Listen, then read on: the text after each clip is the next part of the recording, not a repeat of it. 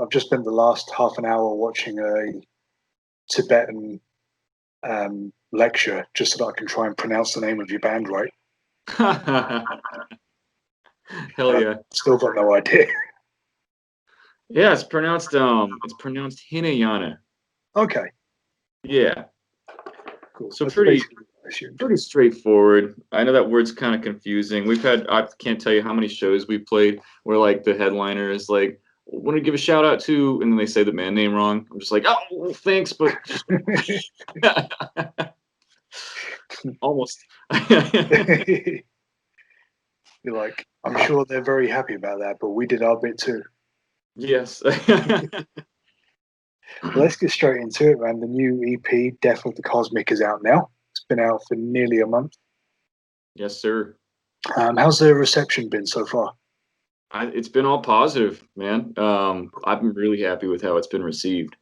Uh, Everyone seems to enjoy the direction we're going in, so it's good. It's good to hear that feedback because we've been sitting on it for so long before it was released. So it's kind of a really, I don't know, it's a really relieving moment to finally be able to get it out there and just to see the reviews and see people talking about it, and just not even just reviewers but fans as well. See the fan comments on YouTube and Facebook, stuff like that. It's a really nice feeling, and I think it's being very well received, at least for us. For one of our releases, yeah, I'm happy with it.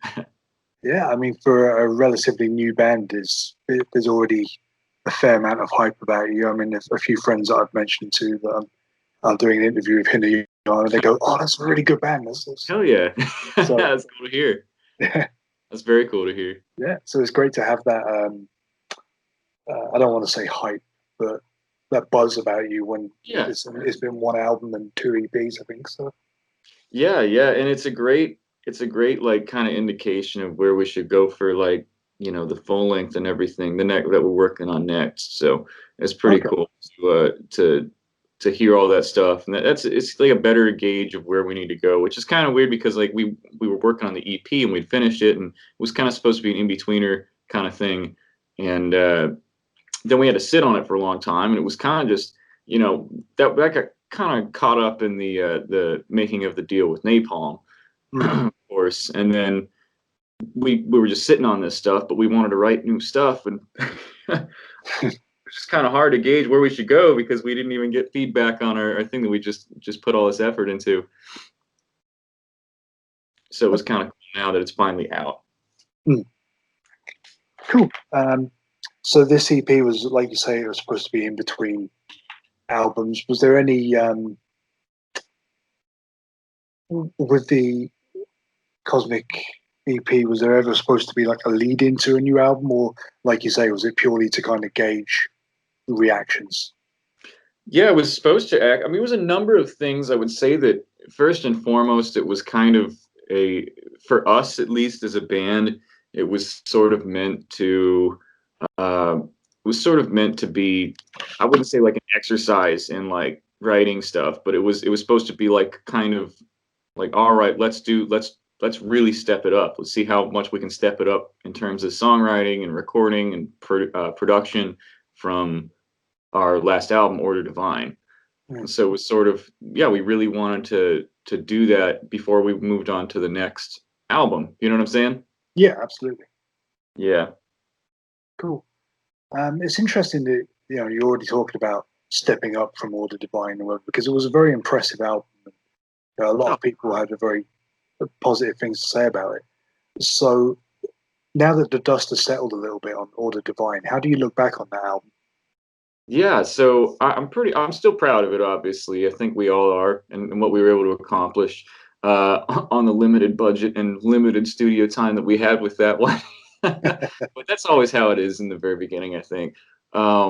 There's some things I definitely would have done differently in terms of songwriting, in terms of just being, I don't know, I guess brave with the songwriting, being more open-minded and really, I guess, I don't know. If we could have, I know we couldn't have really realistically, but if we could have put some more time and money into the production value of the album, that would have been really nice.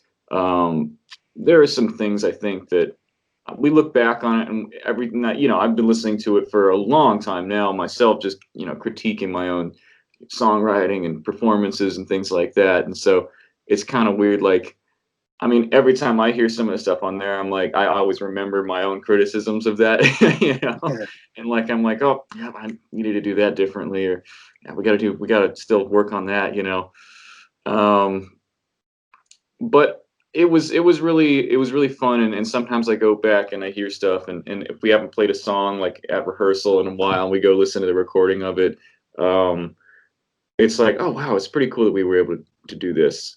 So I mean, I like it, but I have my own criticisms of it. Always my own worst critic. Yeah.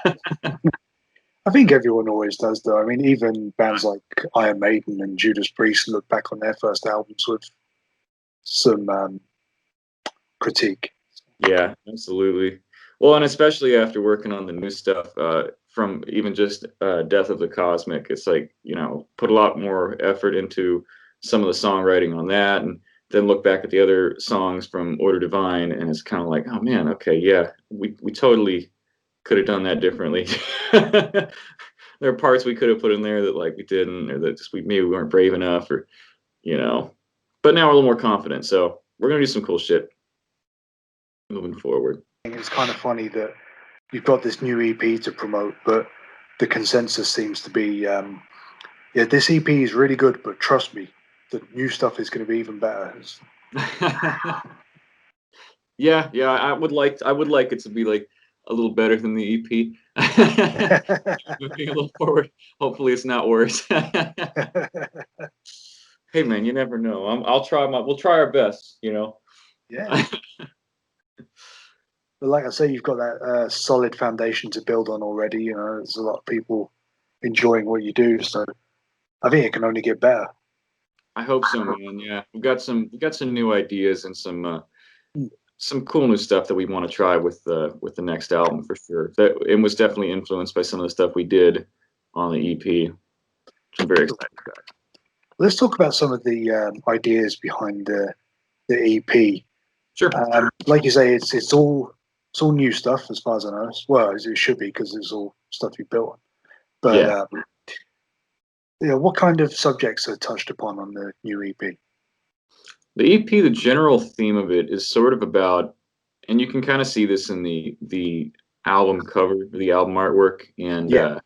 you can kind of derive a little bit from the name. The name Death of the Cosmic is really, the cosmic represents sort of that universal spiritual force, that cosmic mind, uh, force in the universe and nature, and really the whole EP is sort of about how we're leaving that behind, or we're kind of severing our connection with that, Mm.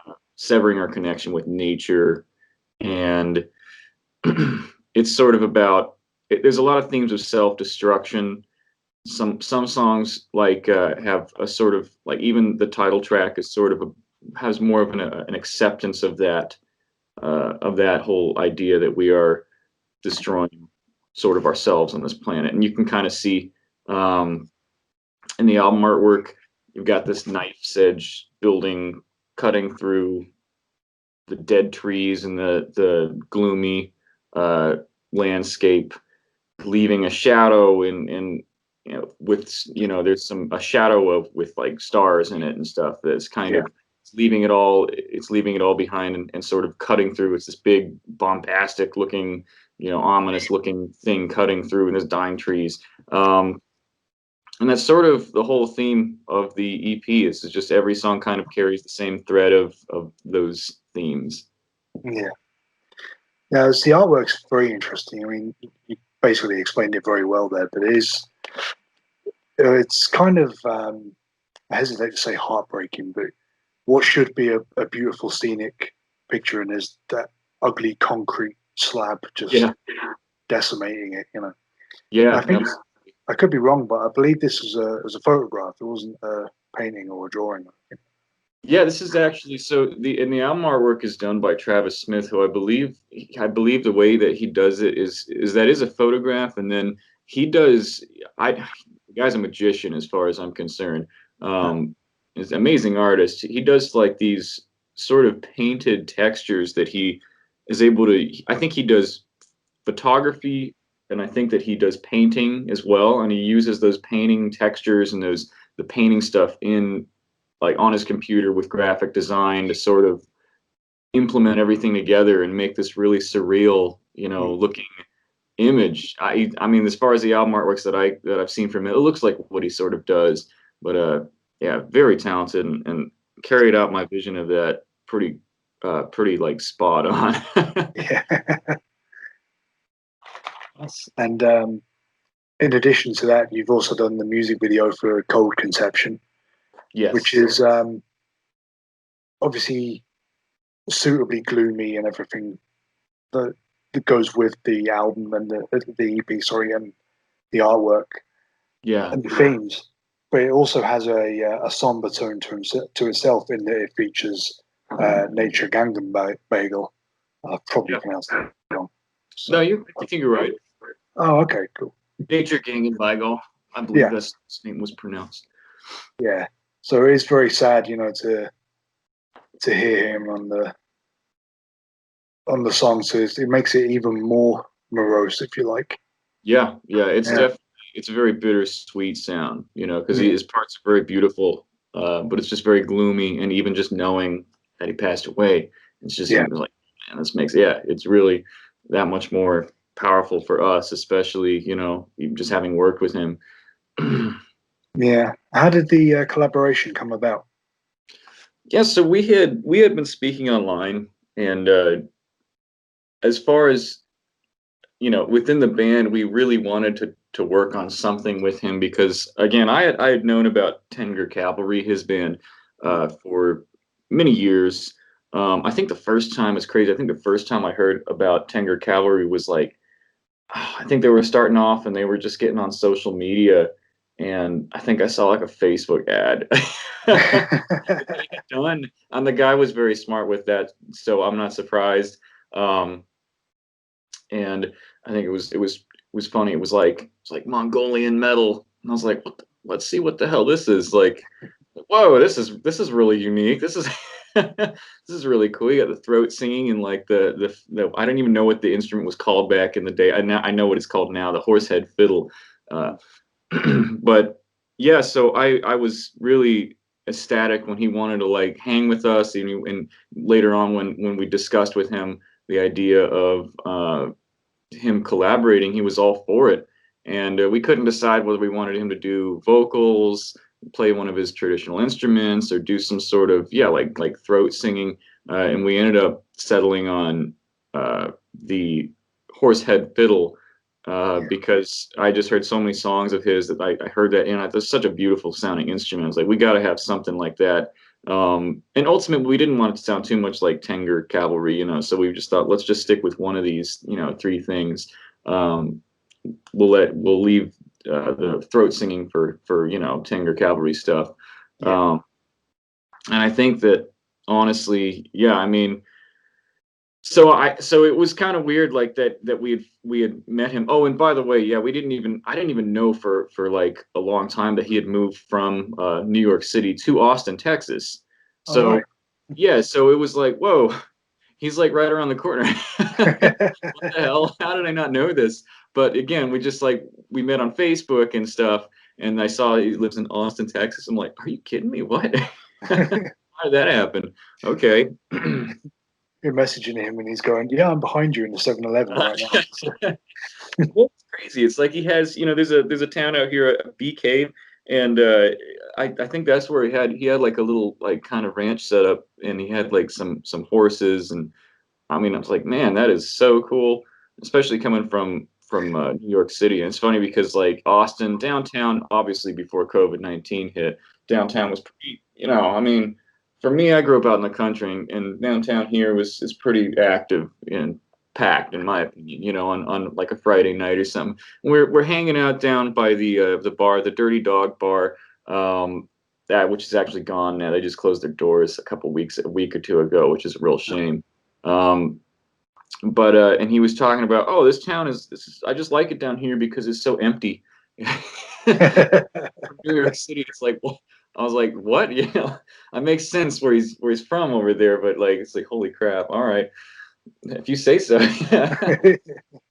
Must be pretty cool. But anyway, yeah. So anyway, yeah, we had settled on the horsehead fiddle, and I've told the story to a couple people, but I think it was really cool that, for instance, I had my own idea of how within the song I sort of wanted his part to go because I'm really methodic, and I try to just have, just all right, let's just have control on everything, right? And I just kind of wanted to make sure that it came out, how I imagined, and so I had an idea of how I wanted his parts to go, but he had his own idea, and he just went ahead and went with his, and it turned out so much better than what I had imagined. So it was really cool just that he had that command over that instrument, and that he was such a high caliber of musician to be able to just yank that, you know, just pull that out of his ass, I guess, and and it would be so much better than what I could than what I could have imagined, for it. So that was pretty cool. I always think that's cool. It really is, yeah. And the video itself is very, very cool itself, where you got the fella traveling through and he's examining the ruins of Yeah, humanity, basically. yeah. Yeah. I mean, did you have much involvement with the concept for the video, or was this kind of pitched to you? Yeah, that was me and my drummer mostly who came up with that idea, and we worked pretty close. We worked really closely with the video guys, and the video guys, they usually do like short films and stuff like that. So they really wanted to be heavy on the narrative. And again, I think you call it a loose narrative sort of music video. It's not like telling, a very straightforward story, but it's just kind of, I think there's a lot of metaphors, and there's a lot of sort of, it's like kind of a cryptic feel about man as a whole, venturing off and having a sense of I guess a sense of, what do you call it? Uh, a deadly curiosity about Yeah, things, and I guess that's kind of what the music video is about. And we really wanted to portray that, and the video guys knocked it out of the park. The one thing I'll say though is we're never probably going to film another performance video in the dead heat of summer in a 100-degree warehouse, which is what that was. That was painful. Yeah, he had to edit some of the red out of our faces because we were just about dead in there performing really. oh wow. Now, obviously, this is your first release even through Napalm Records. Yes, that's correct. Yeah. How have you found the relationship so far? So, I mean, I have absolutely loved working with these guys, and it's really cool having a team of people who are passionate about the project and the band and the music and stuff, and they want to see this succeed just as much as we do. Yeah. I think not only because it's their job, but it really seems like they actually dig the music. At least I hope they do. But it's really cool. It's really cool to have that, especially since because in the past, like, uh, me and my drummer, we had done all the marketing and all that stuff for the band, and we would have these long lists of emails to try to send reviewers, the album or a demo or something like that. Do all the promotion ourselves, and that got really exhausting. It's exhausting and disappointing usually when you're doing it independent, when you're just starting out like that. And finally, we just get to kick back and kind of focus on being creative and just kind of doing what we do. And we have other people who are, professionals, and they're handling all that stuff. It's just so crazy. But it's been really great to work with them so far. Very professional and very friendly and very passionate people, from what I can tell. Cool. Obviously, the world is in turmoil in more ways than even the EP describes. Yes. So, how difficult has it I been? could have imagined. How difficult has it been to promote this release, given that touring is practically non-existent? Yeah. So that's the biggest, weirdest part about the whole thing. I guess you can look at it two different ways. One way you can look at it is that, well, it sucks because we want to hit the road.